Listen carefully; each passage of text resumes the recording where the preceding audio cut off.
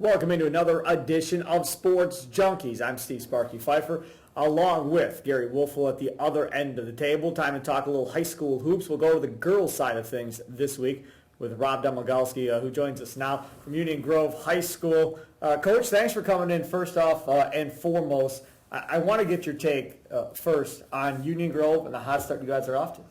Well, it's been a course of a couple of years where we have had some younger players, and they've been with us for a while, and it's all about the effort they put into it, and now it's starting to show. You know, instead of stressing about wins and losses, we talked about the effort and getting better with the fundamentals. You talk about the younger players as they're coming up. We always talk about this with football. We don't talk about it as much with basketball for whatever the reason, but we always talk about football. You know, it's huge if you're in a one-school town and you get that feeder program and they're able to run the stuff that you run in football.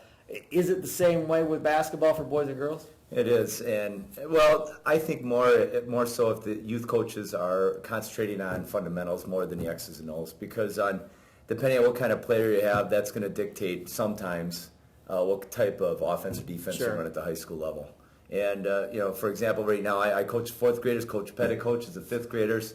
We're good to the year 2023. You are one for punishment. Yeah, if we don't win, there's a reason. How are the parents, by the way, for fourth graders these days? Because when I coached, some of them were absolutely obnoxious. I mean, I said, why don't you come down and sit on the bench? I mean, you get it in high school from the parents, but I contend you get it just as badly from these grade school games. We have wonderful parents at Union. All right. I've never experienced. What do you put muzzles on them, or? No, at the fourth grade level, I think they appreciate stressing the fundamentals and getting the kid better instead of just running one play for a kid. You know, and at the high school level, you got to communicate. And if you don't communicate, that's where you run across the problems with parents and players. Tell them be straight up with them and get them better. Sure. You had obviously a successful program for a while there, and in the last couple of years you hit some road bumps. How difficult was it the last 2 years to say, hey, we're off track, we got to get back on? How patient were you, and how nerve-wracking was it for you? Well, it was unique because we had a group of seniors that graduated, and then we had this youth marching through here. And we had to teach some of the things that we wanted to run at the varsity level, and it was still fun. Winning is fun, but teaching the fundamentals and seeing what we're experiencing now, we have players that are juniors and seniors that are experienced this, and they were through those times of losing some of those games, and now this is why it's worth it. This is the effort right here. Well, you came out of the blocks and you lost your first game. Yeah. What were you thinking then? We shot poorly, that's all. We just got to work on shooting, But no, the effort was there. Yeah. And that's all I care about, because I know the wins and losses are going to come. I mean, not losses, the wins are going to come. But with the effort, then you can walk away saying, hey, I did it as best I can. And right now it's paying off. There tends to be a growing trend right now in the NBA, from what I can tell, of coaches aren't letting their players shoot as much in practice. They're leaving it up to the players to come in and shoot before practice or shoot after practice. I'm hearing at the college level, it's beginning to be that way as well. There's not as much shooting actually in practice itself. What's it like at the high school level? Oh, it changes year by year. If you have a group of kids that are playing all the time in the off season, you can concentrate on other things. But you're right, though. I do notice that trend. We do not spend as much shooting in practice as we did 10 years ago. See, I find that horrible. I look at the field goal percentages. Yeah, you're right. All across the board, whether it's pros, colleges, high schools, the field goal percentages are going down. Everybody wants to be the next Michael Jordan, all flash, no substance. And I've never had the philosophy of having one kid score all the points. Right. And if you look at our, all the way for the last 15 years, it's pretty balanced. But the whole shooting thing, we concentrate on ball handling. Okay. And dribbling. And turnovers, to me, are more precious than if we make percentage. They're both important. Sure. But, some of those girls spend time after practice and then they work on it. Let's talk about some of your players on this basketball team. Sarah Hartle being one of them. I argue you might actually have your own little big three going on this basketball team right now. But let's talk about Sarah Hartle first. When she's feeling it, she can hit the shot, and she makes them when we really need them. And it's for all the girls and for guys that matter, they are great shooters. It's up and down, and I tell her if she's hot, keep shooting, and if she's not, keep shooting. So she has a green light to shoot, and And she's another girl that was brought up very young and has battled through some of the tough times. And now she's a senior, so she went through the tough times. Yeah. And her confidence level is high, and that's where it should be.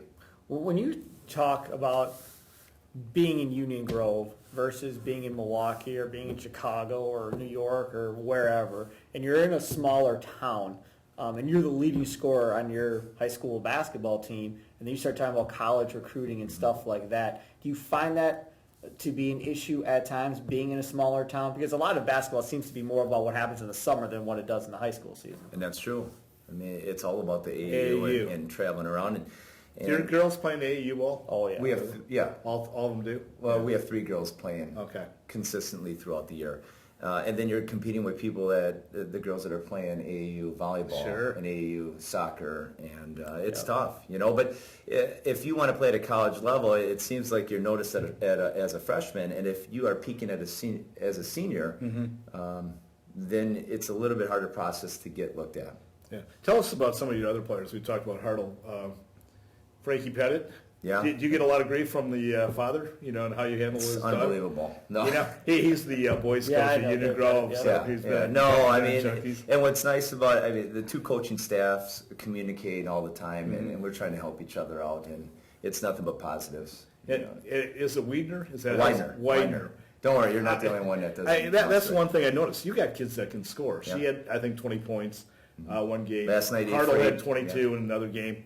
I mean, you have a couple of kids that can get you some points. And that's what makes it a team effort. Everyone's feeling good. The chemistry's building.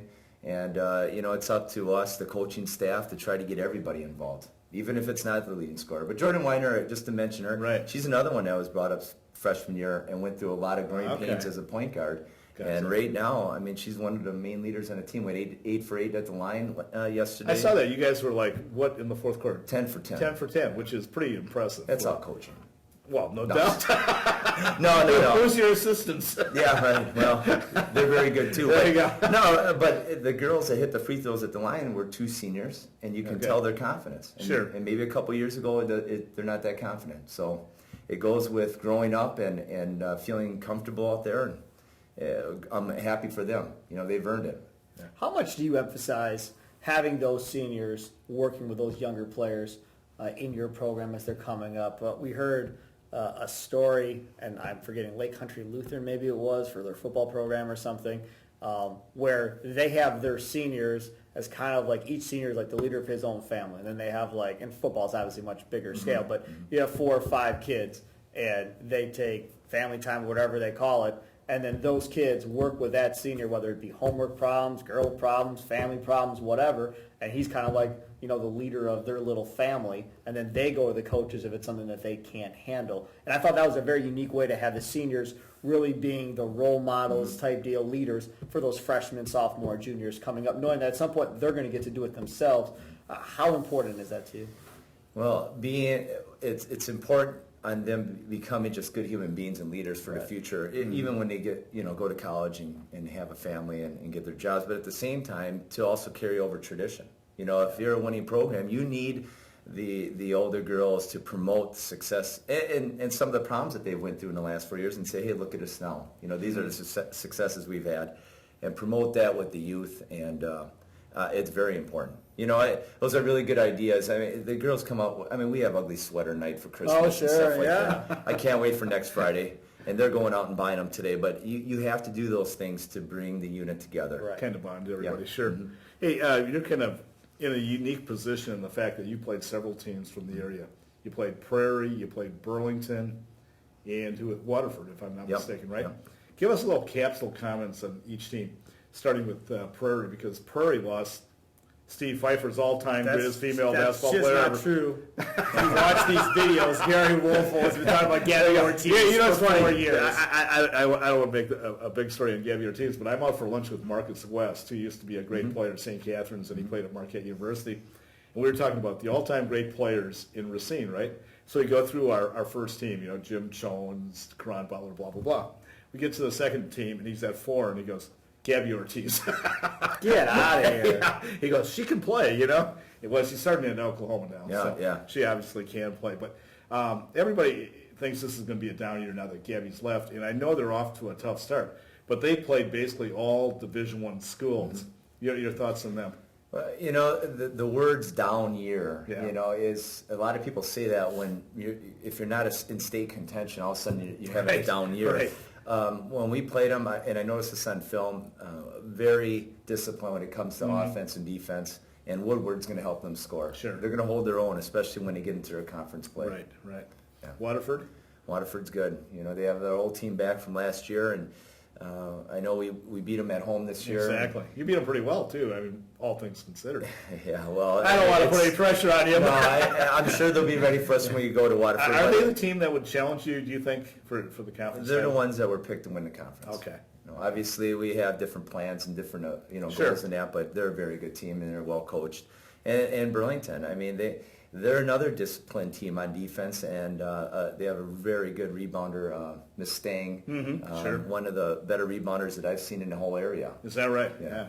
All right, he is Rob Domagalski, the head coach here at Union Grove girls basketball team. They're undefeated in the conference, only one loss on the season to this point, and we'll have to watch them throughout the remainder of the year. I got to bring one thing up. Al Mollerskoff, our good friend, is his title the superintendent at Union Grove? Yes, it is. Next time you see him, tell him to take it light.